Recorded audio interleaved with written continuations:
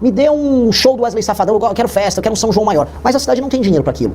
E aí o prefeito pega uma emenda com um deputado malandro, o deputado desvia um pedaço da emenda, compra um votinho ali na eleição, e aí dá um show pra população, a pessoa fala, é legal, teve o show. Mas não era pra ter o show, era pra ter saneamento básico. A pessoa fica com parasitismo, com doença na barriga, porque não teve água tratada, mas ela quer assistir um show depois. O que eu quero fazer? Qual é a regra que eu vou fazer? Muito simples. Se os números da educação melhorarem, se os números da saúde melhorarem, se os números do saneamento básico melhorarem, se os números da segurança melhoram, aí o prefeito pode receber emenda e pode fazer um show. Se ele não receber, ele não pode. Porque senão, o que se faz com o faccionado? Só existem duas opções. Eu não quero recuperar faccionado. Eu não quero ensinar o faccionado a virar uma pessoa melhor. Eu quero prender ou matar o faccionado. Fala, meus queridos, aqui quem fala é o Alan do canal Inevitável Cortes. E no meu segundo mês postando cortes aqui no YouTube de figuras do Partido Missão e do MBL, eu faturei cerca de 25 mil reais ou um pouquinho mais de 4 mil dólares. E se você tem interesse em estar criando seu próprio canal de cortes, eu preparei um treinamento 100% focado, mostrando passo a passo pra você estar conseguindo fazer seus cortes de figuras do Partido Missão e do MBL. Pra acessar o treinamento, é só clicar no primeiro link da descrição ou ler o QR Code que tá aparecendo aqui no meio da tela agora. E se você gostou desse vídeo, não se esqueça de deixar o like e se inscrever no canal. Te vejo no próximo vídeo. Renan, bom dia. É um prazer recebê-lo aqui no nosso estúdio da TV Cidade para o Balanço Geral. E o público, com certeza, essa hora aí, já estamos mais uma vez sendo líder de audiência. Maravilhoso, uma honra estar aqui com você. Já vim de uma conversa maravilhosa anterior e vai ser um grande bate-papo. E pode perguntar o que quiser, estou aqui para ser inquirido pelo bom trabalho que você faz. Pois é, e a gente também fica feliz, não é? Já paparicamos aqui, já teve foto, já teve muita coisa, porque não é todo dia que a gente recebe uma celebridade. Eu digo celebridade porque Bacabal é uma cidade de um povo trabalhador, Bacabal é uma cidade de destaque no Maranhão e quiçá também no Brasil. Mas é a primeira vez que um pré-candidato a presidente da República nos dá o prazer de dizer: ei, eu estou aqui. E a gente se sente muito feliz. E antes da gente entrar aqui no nosso bate-papo propriamente dito, eu queria que você falasse aí para nós aí, como é que você sentiu assim a expectativa e a receptividade do povo bacabalense? Foi muito legal, eu encontrei gente que nos acompanha no hotel, foi molecada de bicicleta encontrar a gente lá, as próprias recepcionistas do hotel que a gente estava já nos conheciam, e eu tenho certeza, a gente vai almoçar no restaurante, vai encontrar mais pessoas, porque não só em Bacabal, mas no Maranhão como um todo, a nossa mensagem está ressoando, porque a gente está tratando dos problemas de Maranhão de uma maneira que eu chamo de não condescendente. O que é maneira condescendente? Em geral, o político vem aqui, fica passando a mão na cabeça de todo mundo, eu vou cuidar de você, vou dar dinheiro, vou te dar isso, vou dar aquilo, e não fala, dos erros que às vezes a própria população comete, e 2, dos problemas reais, e 3, de como esses problemas são difíceis de resolver. E eu quero fazer isso, eu quero resolver o problema daqui, porque fora do Maranhão, em outras cidades, eu estive em Paraná, Santa Catarina, as pessoas falam, o meu dinheiro aqui da Santa Catarina vai pro Maranhão, e é mal administrado, e as pessoas não olham como é que é o Maranhão. E eu entendo que as pessoas tenham raiva de pagar impostos e impostos serem mal gastos em outro lugar. Mas do outro lado, como nós vamos fazer para desenvolver o Maranhão? E eu fui pro sul, eu fui pra região de Imperatriz, eu vi muita coisa pujante, falei, nossa, tem como estourar. Vindo aqui pro meio, você vê que já não é tanto agro. Aqui é uma cidade mais comercial, aqui é um entroncamento comercial. Aqui perto tinha Santo Antônio dos Lopes, tem talvez o maior complexo de termoelétricas do Brasil, um complexo potente que gera arrecadação, mas não está gerando vida melhor para as pessoas. Como gerar vida melhor para as pessoas? Qualidade de vida, dinheiro, renda, as pessoas não precisarem depender de auxílio, de bolsa nenhuma aqui no estado. Esse é meu desafio. E eu estou crescendo porque eu estou falando desses assuntos sem querer fazer amigos. Eu estou só falando a verdade. Vou fazer inimigo, mas talvez algumas pessoas concordem. Porque tem muitas vezes que o assunto, quando ele é aberto o leque para a pessoa ter aquela consciência, talvez incomode. Lógico. Você falou uma coisa muito importante que eu sempre admiro quando o político pensa dessa maneira e quando o político realmente coloca em prática. Você não quer, caso seja eleito presidente da República, você não quer fazer o que você quer, mas você vai fazer o que o povo quer. Exato. Porque de repente você chega em uma cidade e aí eu vim aqui implantar isso.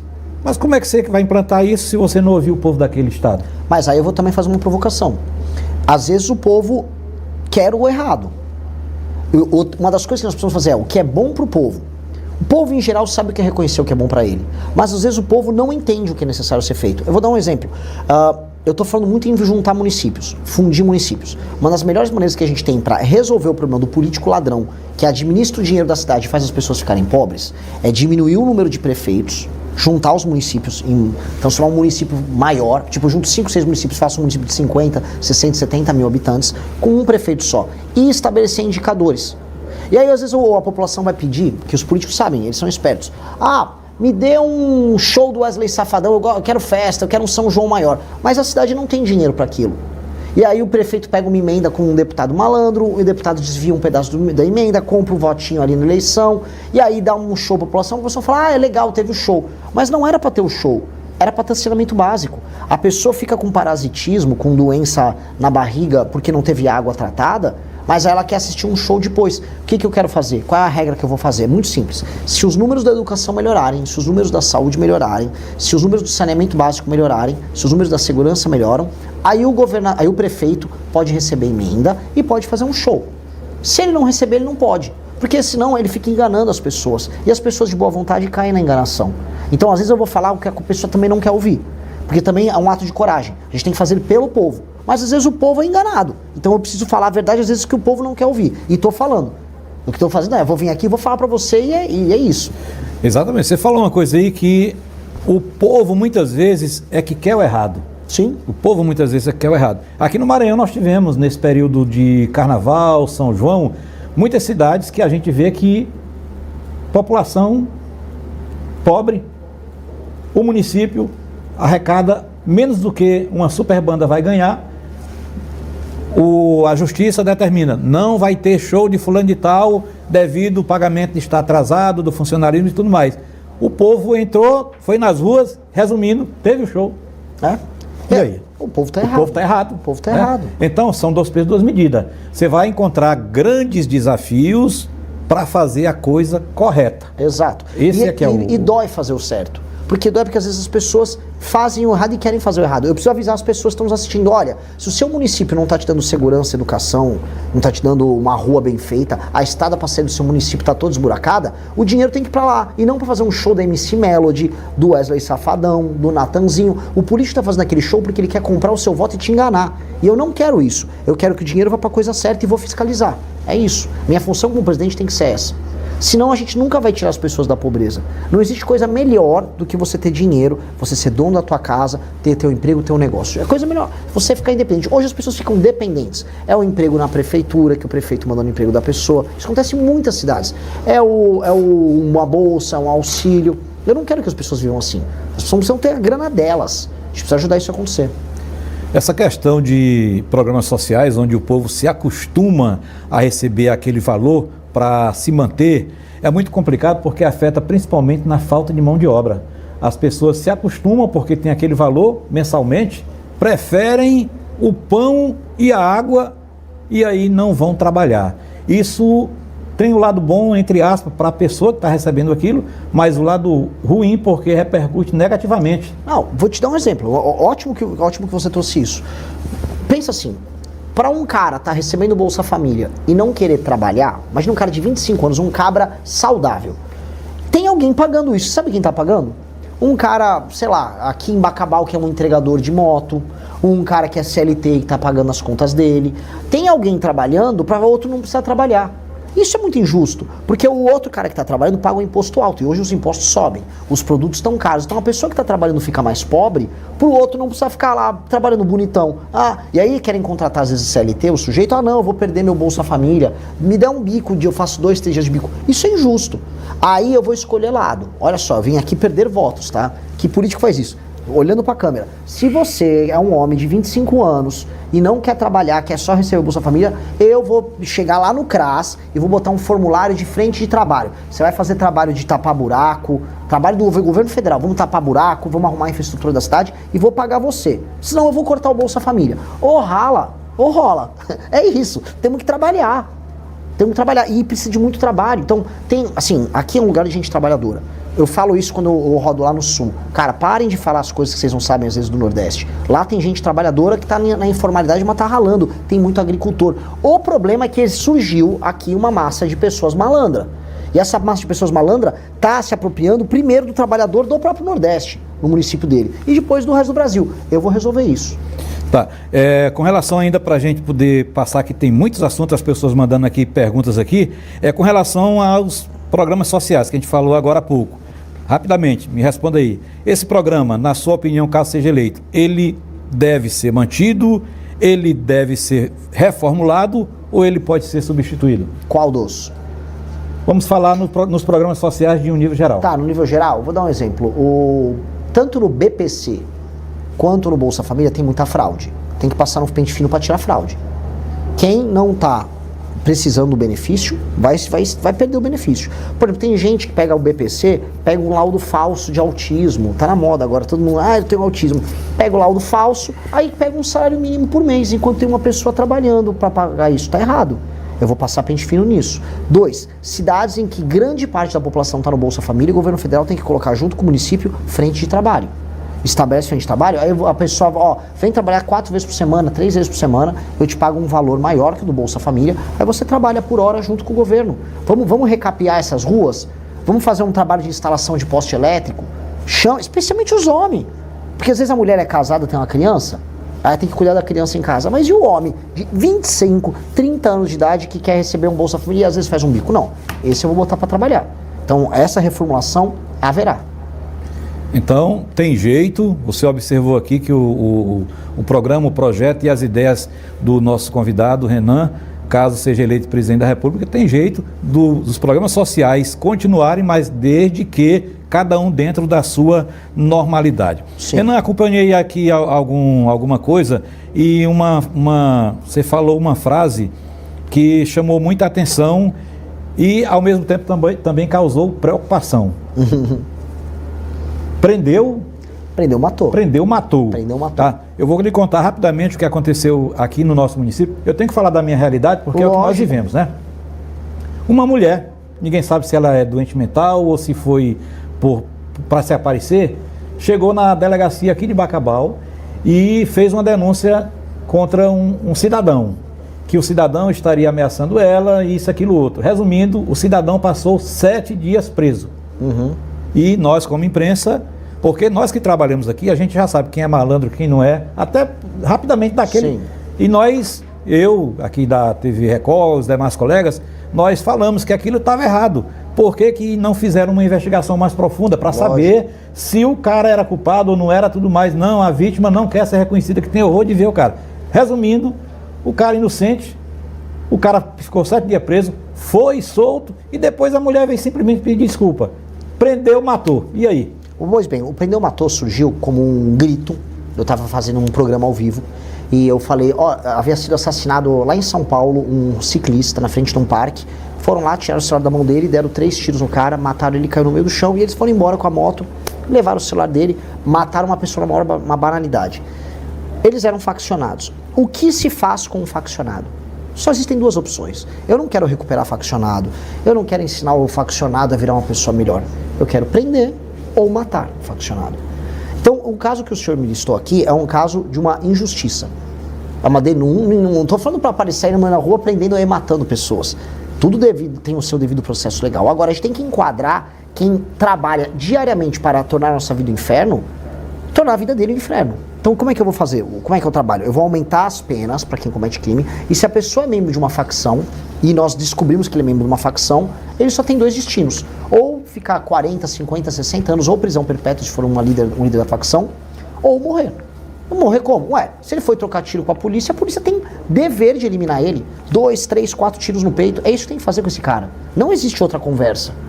Agora, naturalmente existem, vou colocar aqui, crimes pequenos. Não estou falando de prender um matou, não. O cara tem uma briga de trânsito, a polícia vai lá e mata todo mundo. Não. Se o cara for faccionado, sim. Mas é um caso específico. Exatamente. Tem um nome, isso chama direito penal do inimigo. Você cria uma situação especial para o membro da facção, em que a lei é bem mais dura com ele. E tem que ser. Tem que ser. Eu quando me falaram dessa sua frase, e eu defendi porque é o seguinte, eu entendi porque é uma frase que tem a acusação imediatamente, tem a defesa. Prendeu, matou. Mas tudo tem que ser de acordo com cada caso é um caso. Eu também concordo plenamente com a sua ideia aqui. A justiça vai recuperar o quê? De alguém que já tem um histórico, que já vem fazendo isso, aquilo, outro. É perder tempo, é mais despesa. Continuando aqui rapidamente, que é tanto assunto, a gente passava o dia aqui e não terminava a nossa entrevista. Lógico. Não sei qual estado que tem um sistema de ressocialização. Aqui em Bacabal nós temos um sistema de ressocialização. Eu sou a favor e muito que o Brasil Todo tenha isso, caso você seja eleito, lembre-se disso que nós conversamos aqui em Bacabal. Eu sou contra um detento ficar de cara para cima, desculpe até a expressão, coçando o saco o dia todo, e nós trabalhando, ralando para pagar. O que é que tu sabe fazer? Eu sou ajudante de pedreiro, vem fazer tijolo. Eu sou isso, vem fazer isso. Porque ali quem estiver fora querendo praticar algo errado, vai pensar duas vezes. Eu sou malandro. Rapaz, se eu for fazer isso, não vou trabalhar não. Então vem trabalhar aqui fora, porque lá dentro você vai ter que fazer. Nós temos aqui uma empresária, Carmen Xavier, quero mandar um abraço, ela está acompanhando a nossa programação. Aqui em Bacabal, ela foi a primeira empresária que confiou em colocar um detento na empresa. E hoje a empresa dela foi reconhecida até a nível nacional por isso. Está entendendo? Que a gente tem receio. O fulano e tal é presidiário, é ex-presidiário. A gente já fica, opa, guarda meu celular. Mas não, ela deu essa chance e está dando certo. Bacabal hoje tem um centro de ressocialização que vem para colocando as pessoas para detentos. Para o detento. Para detentos. Não, legal, eu gosto. Ele está lá, mas ele vem, passa o dia trabalhando e retorna. Mas retorna isso aí mesmo?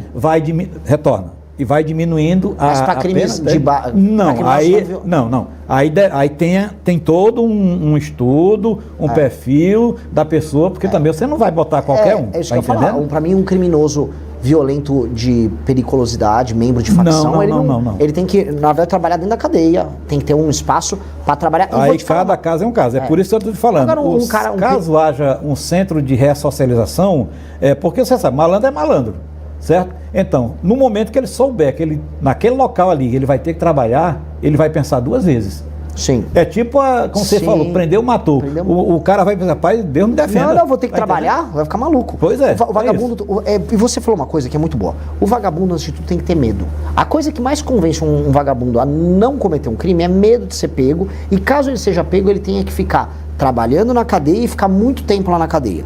Isso é uma desgraça. Então a gente tem que demonstrar que o governo vai prender, e lá na cadeia ele tem que ralar, porque eu acho o seguinte: tinha agora o auxílio detento. Uma página seguinte, você que está me assistindo foi assaltado em casa. Você foi assaltada. Aí o assaltante, ou foi assaltado na rua, botou o celular. Se o assaltante vai preso, a família dele recebe um auxílio, e você que foi roubado, não. Isso é tudo o contrário. No Brasil, uma vez eu fui contar para uns americanos isso. Explicaram: no Brasil tem um auxílio detento. Os americanos começaram a chorar de rir. Eles, mas vocês são malucos? Eu falei, são as coisas no Brasil. Até o Lula agora está desistindo do auxílio detento. Pois bem, o presidiário, uma das coisas que ele tem que fazer, a parte da produção dele, que é pago por uma empresa, né? Uma empresa usa a mão de obra dele. Isso. É para mandar para a família da vítima, não para ele. É para a família da vítima. A família da vítima tem que ser ressarcida pelo trabalho do cara. O cara tem que ficar muito tempo na cadeia e ele tem que ficar o tempo todo lembrando que ele está pagando a conta do crime que ele cometeu. E aí a vítima que foi roubada por esse cara, ou que teve um parente, sei lá, assassinado, a vítima vai falar: bom, estou me sentindo justiçado, né? O governo pegou esse vagabundo, o vagabundo está trabalhando, o dinheiro está chegando aqui para me ressarcir. As pessoas têm que ter essa sensação. Se a pessoa sente que ela vive numa sociedade justa, a pessoa fica mais feliz. Exatamente. A vítima, sempre a vítima. Agora nós vamos falar sobre educação. A educação, ultimamente, ela vem passando por várias transformações. Com relação à escola cívico-militares, Bacabal tem agora 2 colégios militares, tinha um, agora nós temos outro em outro bairro. E com a escola militar, a gente observa que o alunado sai preparado para a vida. Houve boato de que o colégio militar iria ser banido do nosso país. Caso o senhor seja eleito, o senhor apoia a expansão desse modelo, colégio militar, ou também era de acordo com a extinção do colégio militar? Eu gosto de colégio militar. Gosto, vi experiências boas em Goiás, vi em São Paulo, vi no Paraná. E estou feliz que se tem aqui no Maranhão, gosto. Temos 2, da militar e bombeiros. Eu quero expandir. Qual o desafio da expansão? Um colégio militar ele custa mais caro. Ele é melhor, mas ele custa mais caro. Agora, o que nós podemos fazer é, onde não dá para ter uma escola militar, é ter um meio termo, ter a presença da polícia militar na escola. Eu vou te contar uma coisa que é bem legal. Os índices, os resultados de desempenho escolar de um aluno que vem dessas escolas, ele é superior. E a pessoa sai mais, ela chega na escola, tem que estar com o uniforme arrumado, ela tem que cantar o hino, ela respeita o professor, tudo é melhor na escola militar. Por quê? O que a escola militar tem que as outras não têm? Disciplina. Criança e adolescente precisam de disciplina, precisa de ordem. Se o menino está querendo brigar com o professor, quer xingar, quer bagunçar, o professor tem que ter autoridade. A escola militar tem um policial. o garoto tem que estar uniformizado, se o garoto se comporta mal, ele toma um pito na hora. Isto precisa ter em todas as escolas. Então, algum grau de participação das forças de segurança junto às escolas, para mim, é fundamental, porque a gente tem que restituir a disciplina. O professor tem que voltar a mandar na sala de aula, aluno não pode andar com o celular dentro da classe, o celular tem que ficar guardadinho. Para mim, nem rede social menor de 14 anos tem que ter, tem que ser proibido. O professor tem que poder repetir de ano o aluno que está indo mal, porque o aluno não pode achar que é várzea, que ele vai, não faz a aula, xinga o professor e aí passa de ano. Pô, a gente tá formando, aí você forma vagabundo, isso vira uma fábrica de vagabundo. E um menino que não tem a presença paterna, que costuma ser o cara que é filho de uma mãe solteira, que o pai não deu atenção para essa criança, ou seja, pai vagabundo que não liga pra criança, este menino tem que ter uma atenção especial, porque ele é o cara que acaba indo pro crime. E é ele que a gente tem que evitar de ir pro crime. Então, se a gente faz isso em todas as escolas, a gente sobe o nível das escolas, porque o grande problema das escolas, são vários, método fônico, problemas de alfabetização que tem que voltar a ser resolvidos, mas a falta de disciplina, no fundo, é tudo. Se a gente estabelece isso, melhora todas. Então eu vou nesse caminho. Com certeza. E aqui, ainda continuando aqui com relação à educação, o senhor é a favor ou contra as famosas cotas para acesso em universidades, em concursos? O que é que você tem a falar sobre isso? Tirando uma ou outra cota, por exemplo, para uma pessoa, para um PCD, por exemplo, para uma pessoa que tem uma dificuldade maior e que, caso ocupe aquela vaga, não tem um desempenho ruim, eu não quero nenhuma cota. Eu acho que a cota é preconceituosa primeiro com negros, com indígenas, com qualquer pessoa, porque está dando um atestado, você é café com leite, você joga o jogo fácil. E você não resolve o problema. Você está empurrando o problema. O problema é, pessoas que vêm de escolas públicas e vêm de famílias, em geral, mais humildes, essas pessoas não apresentam desempenho escolar das famílias com mais dinheiro. Nós precisamos fazer o seguinte, um jovem, imagina o seguinte, temos uma escola aqui em Bacabal, uma escola municipal. A gente tem que identificar os meninos e as meninas estão tirando as notas mais altas e, no nosso programa do governo federal, dar um prêmio em dinheiro para a família dela. Se o seu filho está tirando nota alta, eu vou te dar um prêmio. E mais, os melhores alunos, nós vamos pagar a mensalidade deles nos melhores colégios da região. Vou colocar o seu filho no melhor colégio da região e ainda dou uma bolsa para a família. Porque aí eu vou formando esses alunos na base, em todo o Brasil, aos milhares. E aí eles vão para as melhores escolas e aí eles concorrem, seja negro, seja pardo, seja branco, seja índio. Na igualdade. Na igualdade. Aí ele faz o vestibular igual. Porque é injusto, não é? Uma pessoa vai lá e entra por cota enquanto a outra estudou e não passou. Então você está estimulando as outras pessoas a não estudarem. Isso é muito ruim. Até porque a gente sabe que essa questão de cota tem vários requisitos que alguém vai ser prejudicado. Lógico. Aqui em Bacabal, Renan, o prefeito atual, ele está dando um incentivo, se não me engano, parece-me que de R$1.000 para 2.000 alunos da rede pública, os que tiverem melhor desempenho. Ele está fazendo isso? Está fazendo isso aqui em Bacabal. Vou te falar, não conheço, mas aplaudo a iniciativa. Pois é. Porque tem que ser em desempenho. Tudo na vida você tem que premiar o desempenho. Aquele programa Pé de Meia, que eu não gosto, ele premia a frequência, ou seja, o aluno tem obrigação de ir para a escola. Aí eu vou dar o dinheiro porque ele está cumprindo a obrigação dele. O caso aqui é desempenho. Inclusive, cadê o meu cinegrafista? Ele deu uma saída, ele disse aqui, a gente comentando sobre isso, Salomão, o meu filho não quer mais nem saber de celular, é só estudando. Papai, eu quero ganhar no final do mês para a gente fazer uma viagem. É isso. Quer dizer que o interesse, não é? Olha, eu vou te falar, tá? Eu vou até atrás dessa informação que você está me dando para divulgar. Quando eu tô aqui no Maranhão, eu divulgo coisa ruim e coisa boa que acontece. Se isso está acontecendo aqui, é o exemplo que eu quero pro Brasil. Exatamente. Os melhores alunos vão ter prêmio e a família tem que perceber. Olha, chegou meu cinegrafista. O filho dele não quer mais nem saber de videogame, nem de brincar. É verdade? Ele quer ganhar o valor para poder levar ele e a mãe para passear, para um passeio. E tá tirando nota alta? É assim que tem que ser. Aí esse menino, olha só o efeito positivo dessa medida. Esse garoto, tirando nota alta, ele vai aprender a ficar disciplinado, ele vai estudar mais as matérias, vai ficar mais inteligente, ele vai respeitar mais o trabalho, vai respeitar mais o pai, ele vai ver que ele é útil para a família estudando. Aí você cria uma família melhor, um garoto que vai ser um profissional melhor, vai ganhar mais dinheiro, vai passar num vestibular melhor, ou vai fazer um curso técnico bom. A vida vai ser melhor pro filho dele. Isso é uma notícia incrível. Tudo isso através da educação. E a gente fica muito feliz também sobre isso. Vamos falar agora aqui sobre um assunto também, o qual é preocupante, principalmente no momento atual que nós estamos vivendo. Crime organizado. Ontem, em rede nacional, nós assistimos um pronunciamento de um ministro, ele dizendo que só no Rio de Janeiro, de uns tempos para cá, todos os governadores foram caçados e renunciaram e tudo mais. e agora, por pouco, 23 ou talvez mais deputados, todos recebendo dinheiro do crime organizado. Caso seja eleito, qual seria a sua estratégia para combater o crime organizado?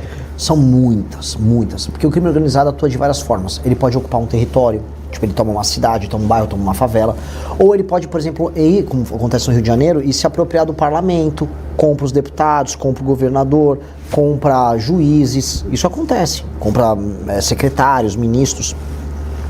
Em alguns casos, você vai ter que usar muita polícia para tirar o cara da favela, que é a ocupação territorial. Outros eu tenho que usar o COAF, eu tenho que usar a Polícia Federal, eu tenho que ter escutas telefônicas, eu tenho que usar todo o aparato do Estado para prender, para desmontar isso. Então eu tenho que usar com alguns mais inteligência e com outros arma, poder de fogo puro e simples. E dos dois casos a gente tem que atuar porque tá tudo misturado. O dinheiro da ocupação territorial é lavado nas empresas e aí ele tem benefícios através de políticos que são comprados. A gente tem que pegar todo mundo que está na cadeia. E como? Eu falei, capacidade de investigação e leis mas muito dura. Um cara, por exemplo, que é um deputado federal ou um deputado estadual, como no caso do Rio de Janeiro, que é pego sendo parte do Comando Vermelho ou de uma milícia, ele tem que ter prisão perpétua. Ele não pode sair da cadeia. Porque ele está traindo as pessoas que votaram nele, ele está usando as ferramentas que o governo dispõe simplesmente para fazer mal para as pessoas. Esse cara tem que ficar muito preso. Esse cara é um traidor da pátria. Esse cara é um inimigo. Esse cara tem que ser muito combatido. Hoje ele nem vai preso. Hoje esses caras nem presos são. Exatamente.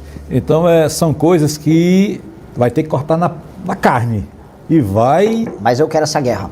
A guerra. Nós precisamos dessa guerra. Se é pro bem? Lógico. A gente vai agora falar para uma coisa bem nossa aqui. Refinarias no Maranhão.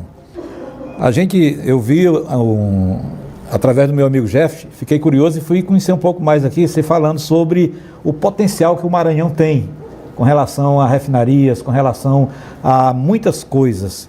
Caso o senhor seja eleito, como é que seria feita uma avaliação dos projetos, os quais nem chegaram a ser concluídos aqui no Maranhão, como a refinaria Premium, que foi divulgada, a cidade de Bacabeira, ela passou assim por uma mudança, todo mundo gerou aquela expectativa e de repente a refinaria não saiu do papel.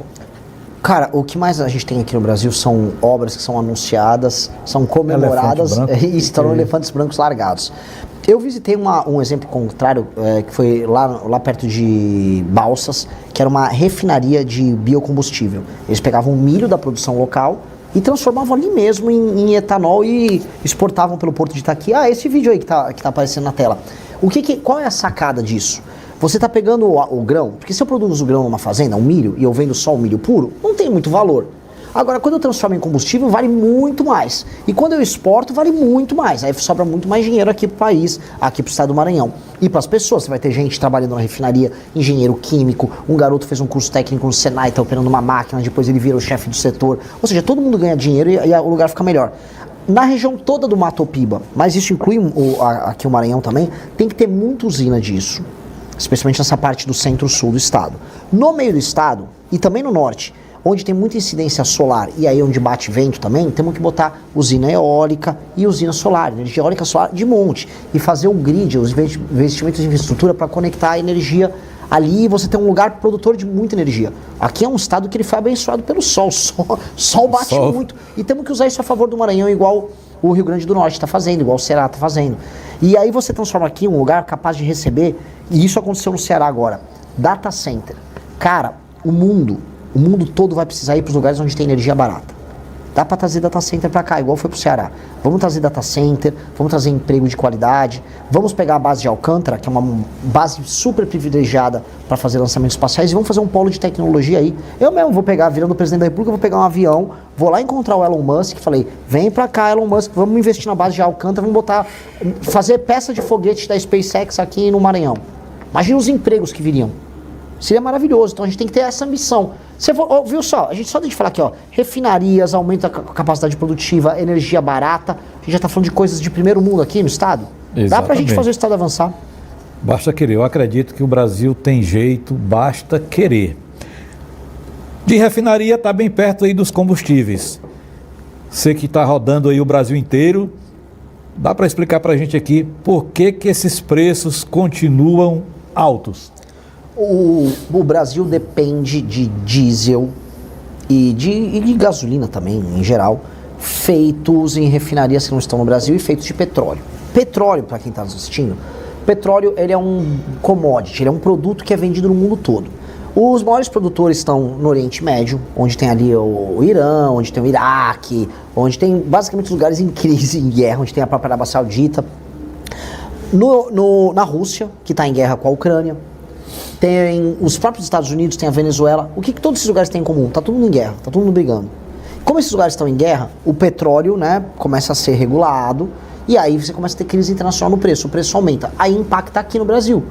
O que a gente tem que fazer? A gente produz muito petróleo, a gente tem que ter as refinarias no Brasil para a gente produzir o próprio petróleo e manter ele aqui em diesel e gasolina, só que tem uma dádiva, por isso que eu falei no meu vídeo que o Maranhão pode ser muito parte da solução.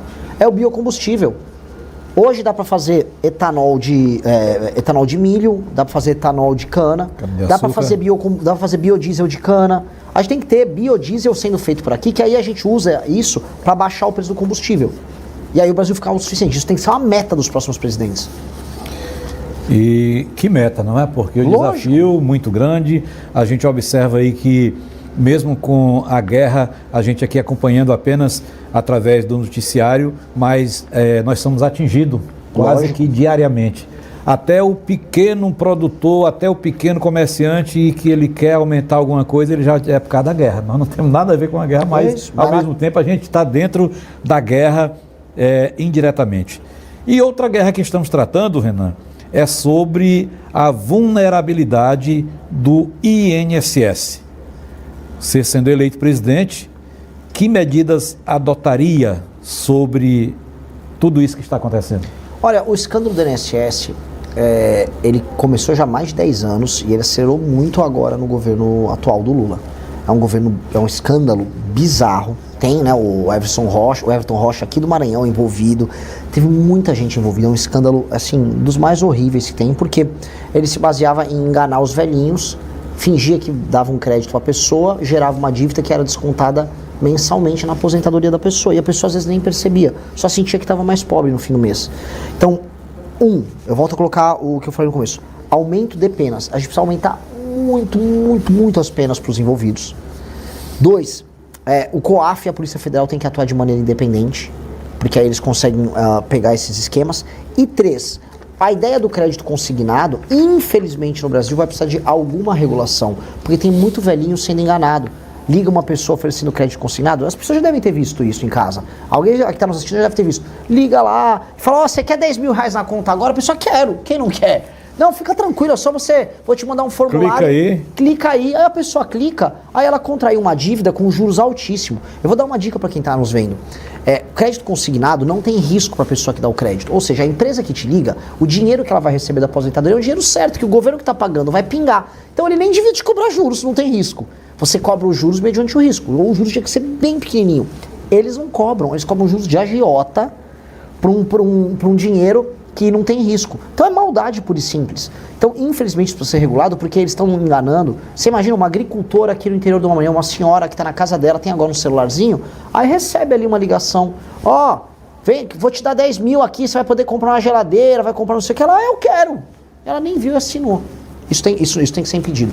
Tem que ser impedido, porque são coisas simples que principalmente os mais humildes e talvez até alguns que querem ser também muito sabidos caem, e com isso o poder de compra do brasileiro vai ficando cada dia mais pior. Isso, e assim, tá? É só para roubar, não é nem para a economia girar, é só para roubar mesmo. Exatamente. É muita maldade. Então é muito importante isso, porque é o que o brasileiro quer. O Brasil atualmente, digamos assim, que ele está igual a um pedaço de isopor em um oceano, querendo se agarrar em qualquer coisa para poder sobreviver. E é por isso que a gente está tendo esse bate-papo aqui com o Renan, um cara jovem, um cara novo, tem muitas ideias boas que, se colocadas em práticas, eu acredito que muda muita coisa. E a gente vai ter mais coisa para a gente conversar, viu? A gente só vai fazer um rápido intervalo, viu, Jeff? Porque tem mais assunto para a gente falar. Mas já lhe digo de antemão, sendo eleito, prepare-se, porque você vai ser uma briga, sim, de peixe pequeno com vários tubarões, hein? Volta com o Balanço Geral durante aqui esse pequeno intervalo, muitas mensagens e muitas ideias, e a gente trocou aqui um bom diálogo. E eu vou registrar aqui que o nosso convidado de hoje, ele está satisfeito com a atitude do prefeito Roberto Costa, não foi isso que você me falou? Que eu gostei da ideia. De ter feito aí essa premiação de 2.000 alunos, os melhores 2.000 alunos da rede municipal vão receber R$1.000 pelo desempenho. Os melhores alunos irão receber R$1.000. É um incentivo, como já falamos aqui. De novo esse assunto, meu amigo, a educação, ela é uma moeda de troca em qualquer parte. Mas pode falar, está no meu plano de governo para presidente da República, essa mesma medida. Então, ou seja, ele tá, dos 19 mil alunos, ele está separando os 2.000 que forem melhores, vão ganhar um prêmio de R$1.000. R$1.000 da rede municipal. Tenta imaginar o efeito positivo, porque eu já estudei sobre isso. O efeito positivo é o seguinte: as famílias, que muitas vezes as famílias não se interessam pela educação, as famílias, elas vão começar a falar para os filhos, pô, tira a nota mais alta, porque a família vai ver um estímulo positivo em um aluno tirar a nota mais alta, o aluno também. Aí, coisas que eu acho que agregam, fazer uma festa para dar uma premiação para esses alunos. As pessoas têm que mostrar assim, ó, se você estuda, nós reconhecemos você como uma pessoa melhor. E aí a cidade tem que toda premiar o comportamento do bom estudante. Isso gera, assim, em 10 anos com um programa desse, você começa a gerar as pessoas melhores, mais capazes, cidadãos melhores, fora da violência. Isso é muito bom. Excelente. Então, que bom, né? O Colégio Militar tem o aluno nota 10. É um evento que acontece aqui todo ano. E o aluno nota 10 é premiado do governo federal, de Brasília. Só que Brasília ela não gera dinheiro. Esse dinheiro sai, por exemplo, de São Paulo. São Paulo é o estado que mais manda dinheiro para Brasília e proporcionalmente o que menos recebe. Em São Paulo, Paraná, Rio, vários lugares. Esse dinheiro vai para Brasília e aí Brasília redistribui. E ela manda muito para cá. Então o que se espera? Esse dinheiro que está sendo tirado de outros lugares, ele vai ser bem investido e vai fazer a vida no Maranhão melhorar, até que Maranhão está mandando muito dinheiro também, certo? Que essa é a ideia de um pacto. Você ajuda o que está mais fraco, e o mais fraco cresce, aí todo mundo se ajuda. Pois bem, a elite política daqui, do Pará, do Piauí, do Acre, do Amapá, Ceará, eles não fazem essa lição de casa. Eles pegam dinheiro, os políticos administram dinheiro para eles, fazem um populismo, festa show, não administram bem, a vida continua ruim para as pessoas, e aí começa todo mundo a ficar bravo. Por quê? Porque a galera lá de baixo, e eu conheço, eu sou de São Paulo, rodo Paraná, rodo Santa Catarina, o pessoal fala, pô, não aguento mais pagar tanto imposto. Sim, o seu imposto está indo pagar para um político malandro que não melhora a vida das pessoas. E aí os caras lá de baixo falam, Renan, e aí, como é que fica isso? E a galera daqui, e aí, Renan, como é que resolve isso? Pois bem, o único caminho para você resolver isso e deixar todo mundo feliz é, o dinheiro que vem para cá, ele tem que ser condicionado a desempenho. E como é que é desempenho? Um prefeito e o governador do estado tem que bater meta.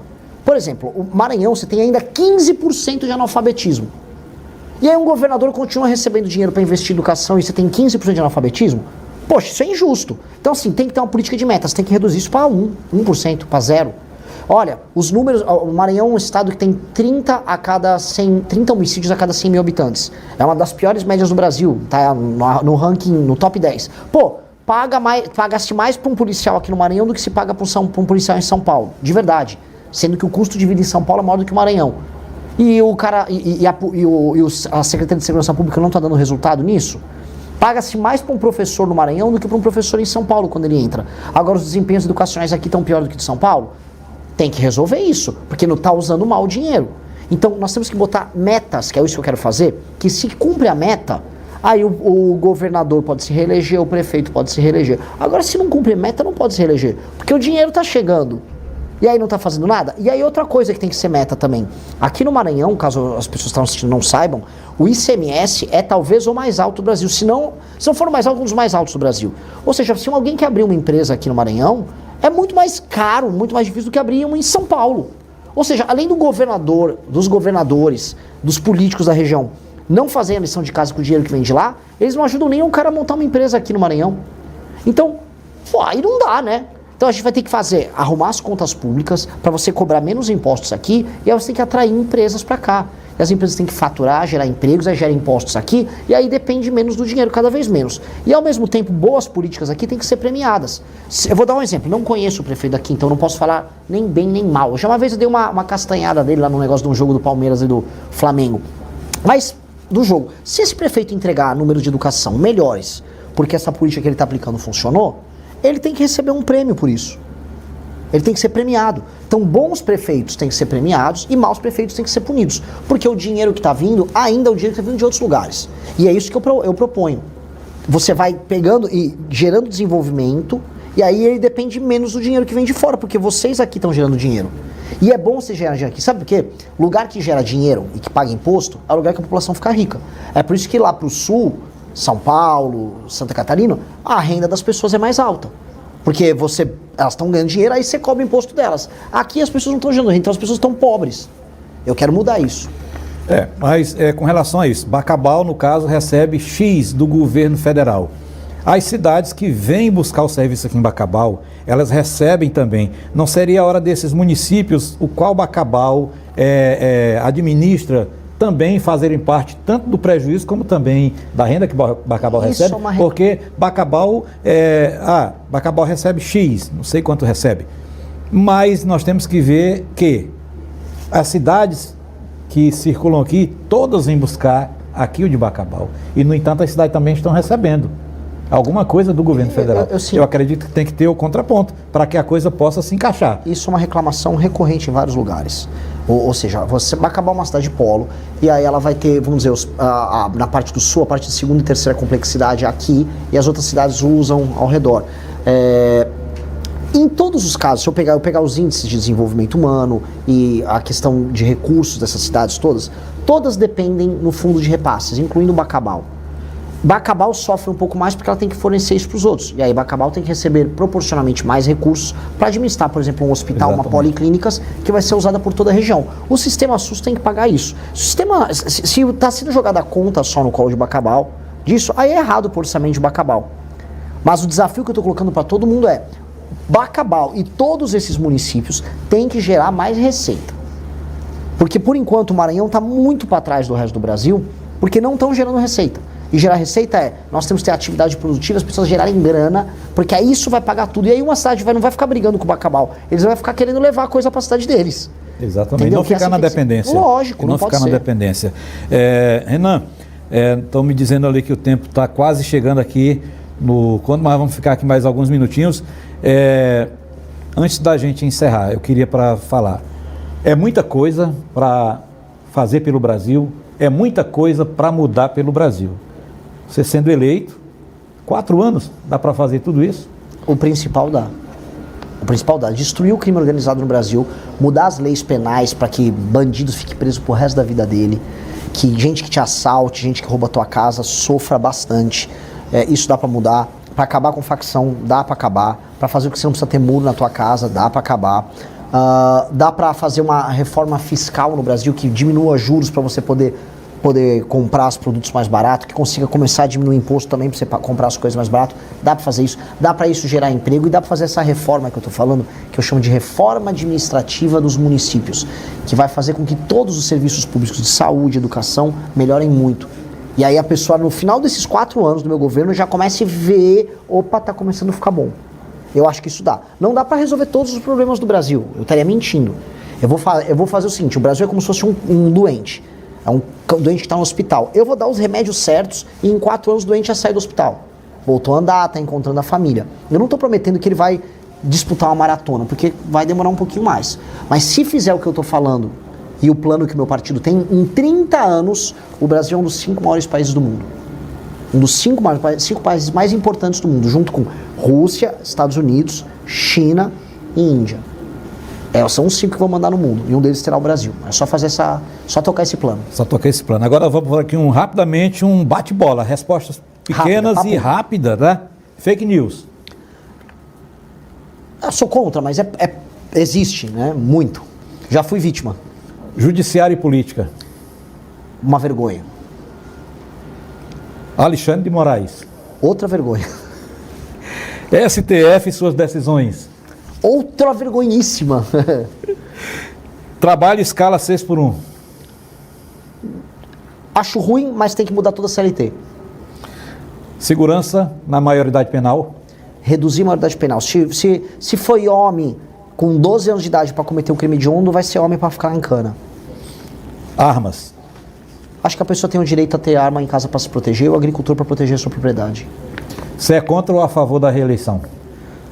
Por princípio, eu acho que deputados podem se reeleger, mas a reeleição está estragando prefeitos, governadores e presidentes. Pois é, esse é o Renan Santos.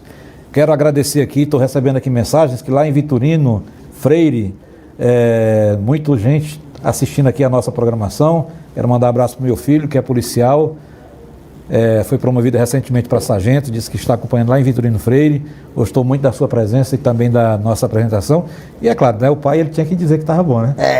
Um beijo, meu filho. Um beijo também para ele. Policial é um guerreiro nosso, né? Exatamente.